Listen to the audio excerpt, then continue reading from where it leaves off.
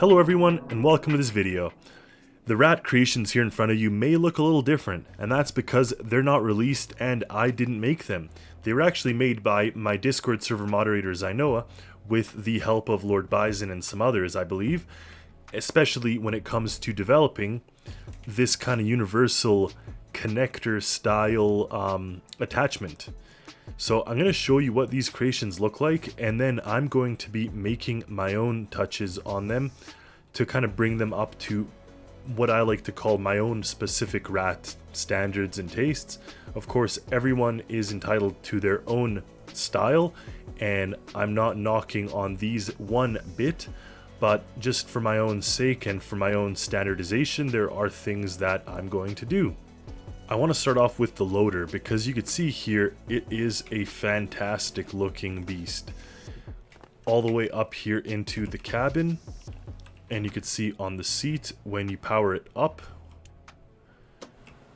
we got displays everywhere, above us, below us, and the really cool thing here is that it uses not only the same transmission style that you find in my other rat creations, but it operates by twisting the whole front end here. So really that's the way of steering and turning, is the whole front twists. It actually does have a pretty good top speed as well, and like I said, it has these universal style attachments that can be operated from right here. So if you could see inside the bucket right now, there's a camera and there's some lights. So if we press this, we get our attachment lights. If we press this, the other display shows the camera. So that's the camera view from the bucket itself.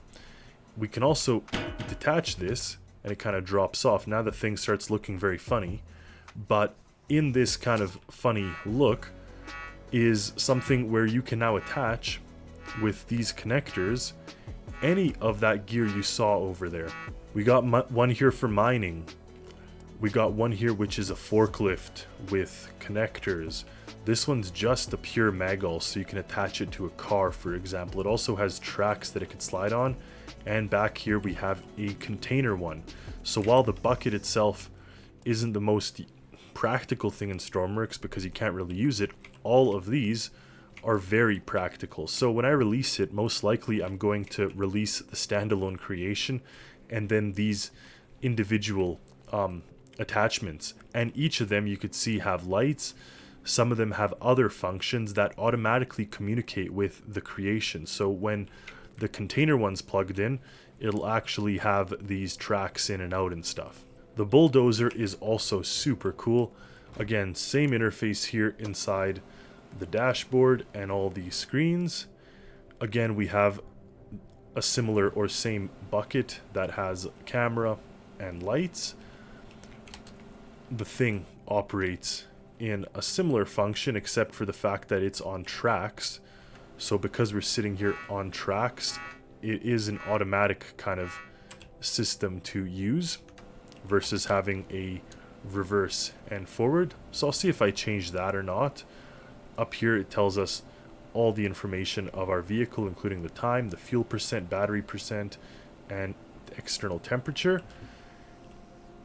And then these things fold in and out, as you could see. So when we sit inside and start moving, I believe, they fold up out of the way. A really cool design. And then when I get out, they fold back into place. The last one is the excavator, and it uses the same systems. So you can see when we turn on the display, we get all these. And here we as well have the camera and lights in the bucket. If you go ahead and detach this whole thing, you'll see that you can attach the other attachments to all of them. So they're fully interchangeable, and what a great system. Just really gives such versatility. I've seen excavators and bulldozers and stuff before in Stormworks, but never to the point where you can actually swap them out and use them for such a diverse amount of tasks. So that's kind of the thing that I really like, is being able to actually use them to accomplish Stormworks tasks versus purely aesthetic. Because yes, this looks beautiful and you could maybe push some minerals around, but throw on a forklift or container on them in the mix and you can do a lot of unique stuff. So I cleared this all as I know because of course he understands everybody has their own unique style, and the one that I'm trying to mimic is what I have going for the rest of my rat creations. So while the color schemes do appear very similar, mine definitely are a bit more subdued. I tend not to have kind of stripes.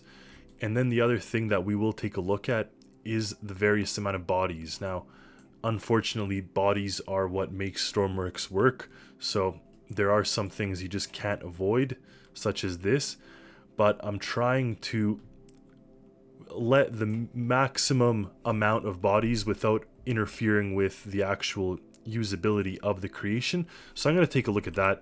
I really do like this here and how the radiator actually functions by using a cable that's attached to this.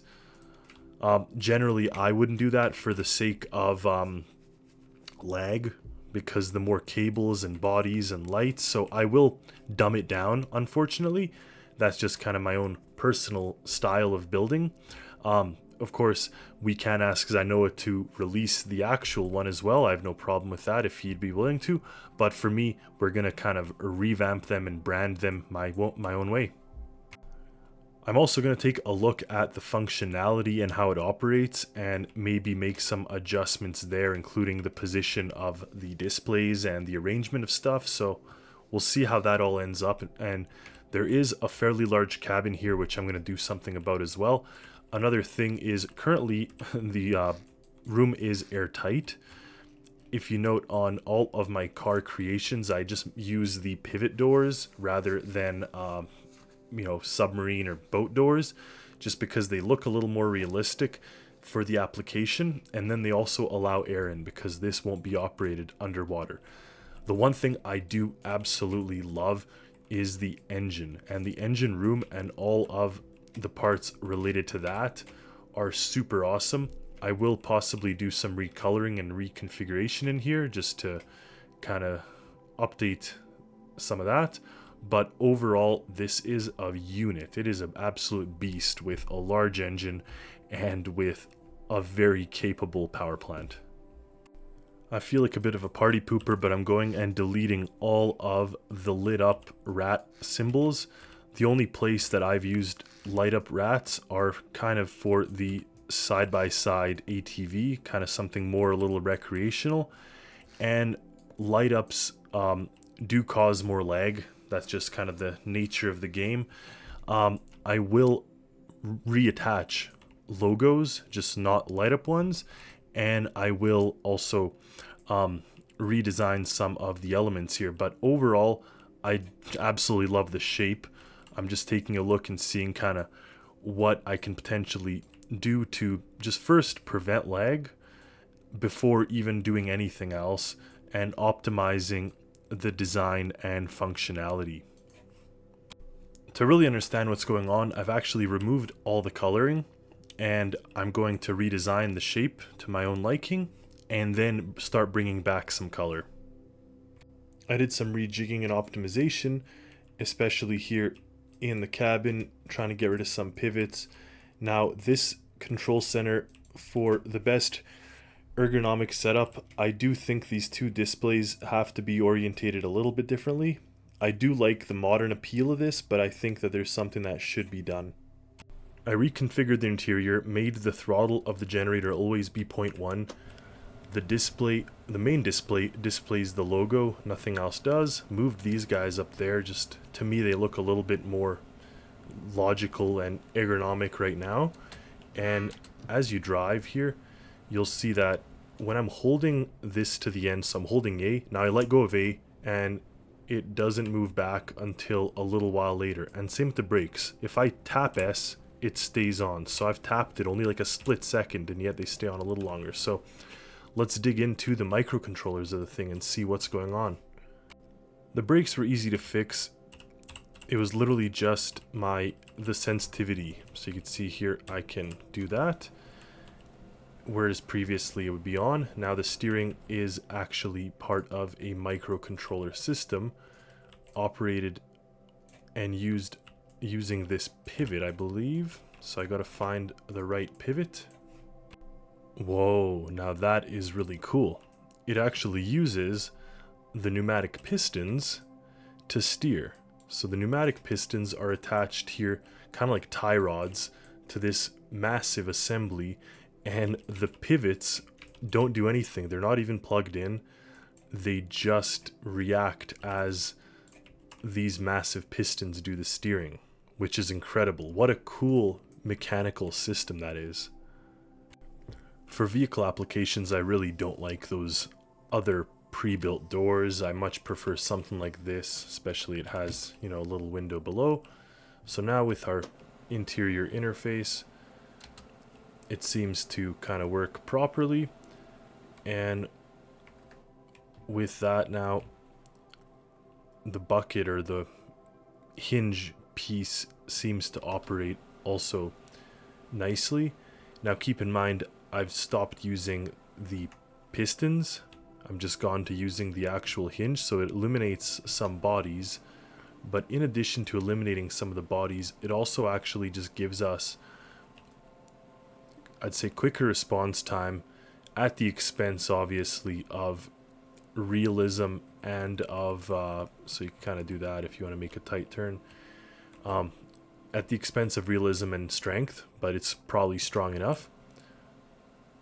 Also, I did put quad steer, which does actually allow us to make some very funky turns like that. I just have to see why quad steer jumps on and off. That's quite annoying. Probably a fix I have to do. And I do have to look at the microcontroller, because something that's weird to me is it'll be struggling at like 10 kilometers an hour, and then all of a sudden it'll fly up to 30. Never mind, I just figured it out. The top speed is certainly a function of the generator itself.